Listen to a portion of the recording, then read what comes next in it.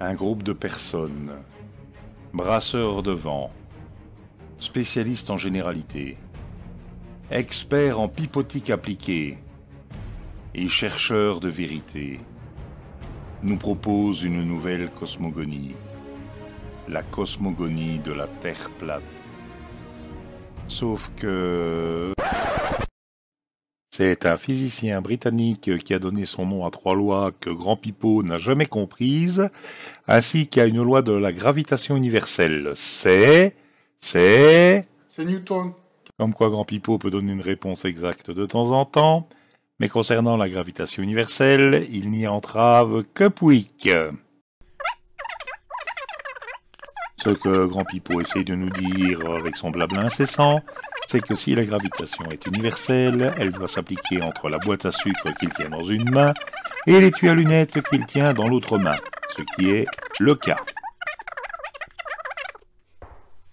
Ça, c'est la théorie, mes amis. C'est la théorie. Et vous pouvez questionner n'importe quel physicien, il vous certifiera que cette force existe. Non seulement un physicien vous le certifiera, mais en plus il vous le démontrera, preuve à l'appui.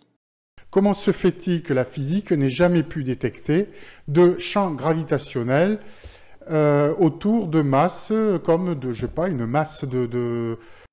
Soit Grand Pipeau est le seul professeur qui a donné cours pendant 25 ans à des classes de Terminal S sans jamais avoir entendu parler de Henry Cavendish, ou plus probablement, le professeur Grandjean n'a aucun diplôme de physique et raconte un gros mytho sur ses 25 ans d'enseignement. Parce que là, faut le faire.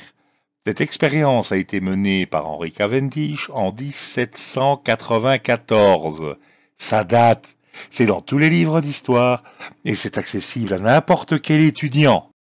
Vous voyez que ce sont des champs gravitationnels qui devraient être détectables. Et comme Henry Cavendish et d'innombrables physiciens après lui l'ont démontré, ces champs sont parfaitement quantifiables quand on sait comment s'y prendre.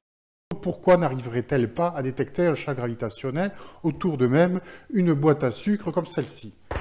On y parvenait très bien du temps de Cavendish et je ne vois pas pourquoi on n'y parviendrait plus aujourd'hui, franchement. Les expériences qui permettraient de détecter ces champs gravitationnels sur de plus petites masses que les planètes, eh bien sachez que ça n'est pas fait. Ça ne sert à rien de mentir, Grand Pipeau. Ces expériences sont menées chaque année par des étudiants avec du matériel un peu plus moderne que celui de Cavendish pour obtenir exactement les mêmes résultats. C'est que malheureusement pour nos physiciens, malheureusement aussi pour cette relativité générale, on n'a jamais observé de champs gravitationnels autour de petits objets comme ceux-là. Ah, oui. Où est-ce qu'elle est? On ne sait pas, elle a disparu. Pour que le professeur Grand Pipeau ne meure pas complètement idiot, aidons-le à visualiser la gravitation. Suspendons une petite masse en plomb à une balance de précision. Le poids de la masse est de 152 grammes et 166 milligrammes.